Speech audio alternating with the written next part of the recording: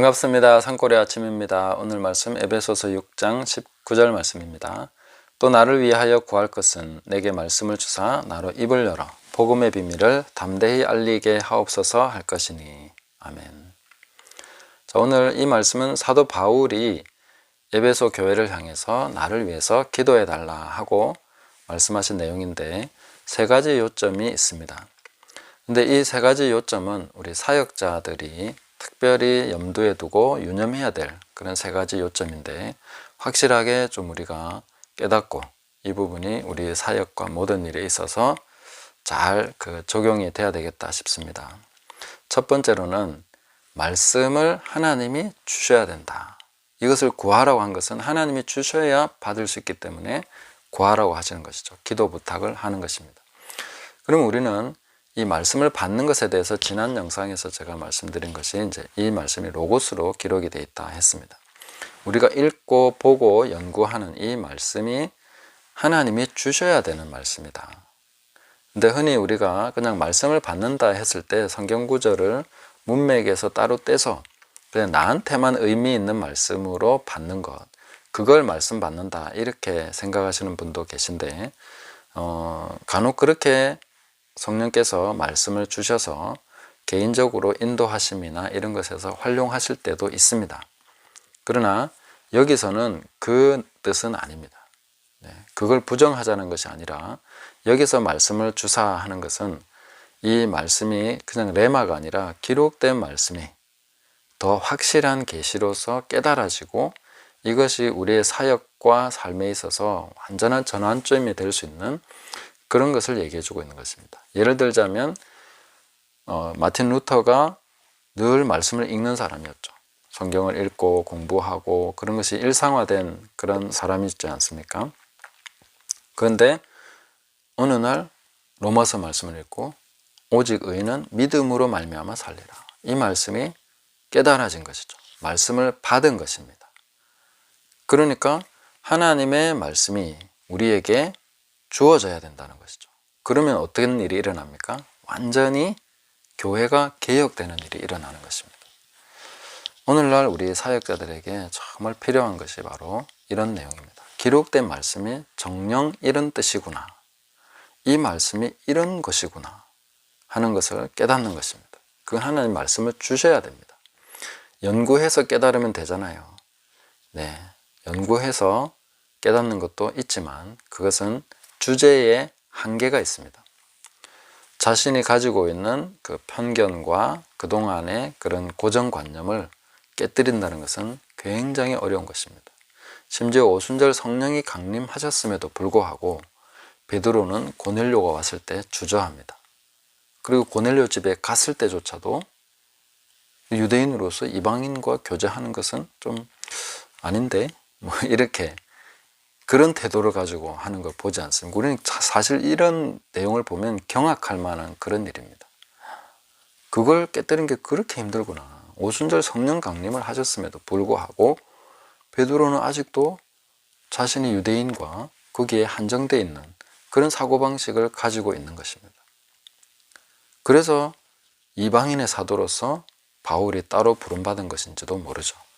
베드로가 그 한계를 깨는 것에 있어서 굉장한 한계를 가지고 있는 것이 분명했기 때문에 그래서 그걸 깨뜨리시고 그걸 할 수 있는 것이 바로 말씀을 주시는 것입니다.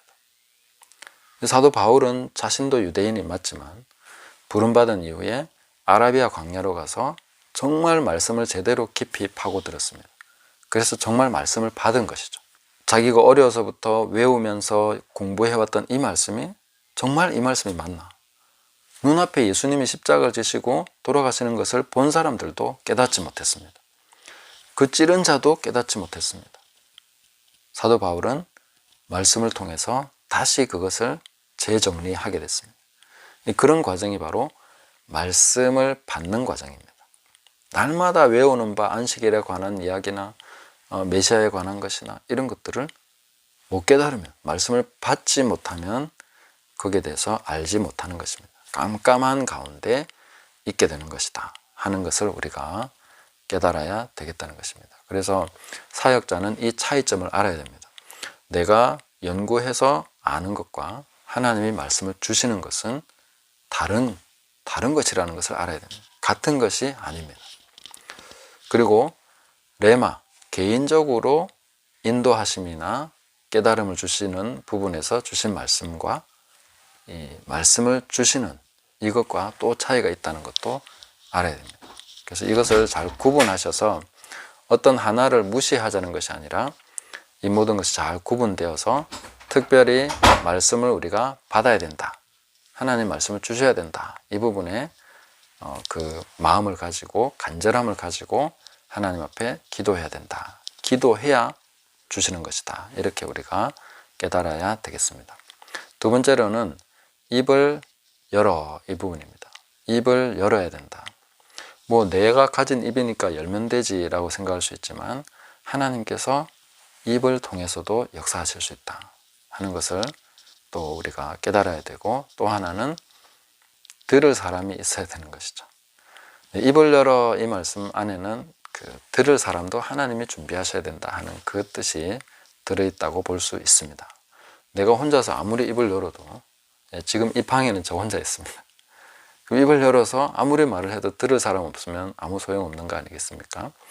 그러니까 입을 열어 이 말씀은 들을 사람을 준비해 주셔서, 하나님의 들을 사람을 준비해 주셔야만 입을 여는 것이 효력이 있습니다.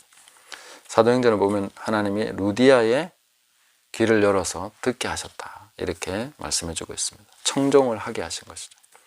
그렇게 사람을 붙여주시지 않으면 아무리 내가 메시지를 가지고 있고 전하려고 해도 안 되는 것이죠. 물론 하나님이 말씀을 주시면 들을 사람도 인도하셔서 만나게 하십니다.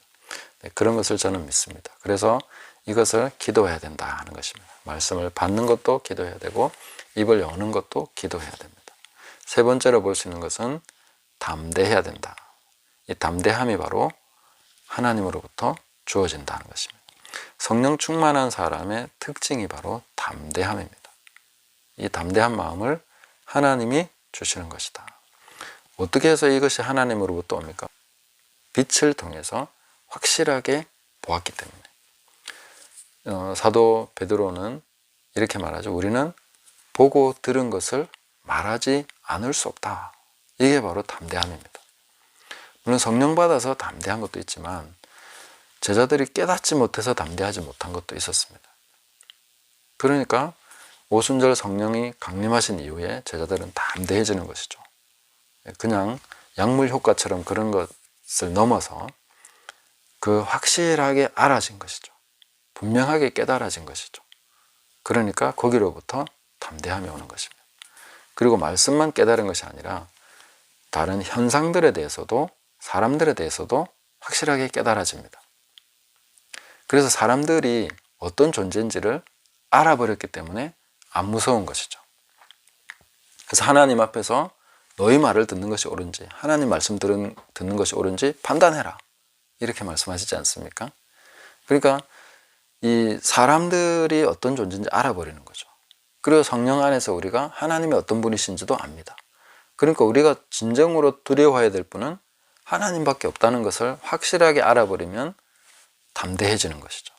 하나님은 능히 몸뿐만 아니라 그 이후에라도 지옥에 떨어뜨렸을 수 있는 그런 권세를 가지신 분이고, 사람은 몸을 해한 후에는 어떻게 더 할 수도 없는 그런 존재라는 것이죠. 사람이 줄 수 있는 고통이나 두려움은 육체가 끝입니다. 그 이상은 못하는 존재는 두려워할 필요 없다. 이걸 정확하게 알아버리면 담대해지는 것입니다. 그래서 애매하게 두리뭉실하게 가지고 있으면 두려워지는 것이고, 확실하게 알아버리면 담대해지는 것이죠. 그렇게 우리가 정리를 해두면 좋겠습니다.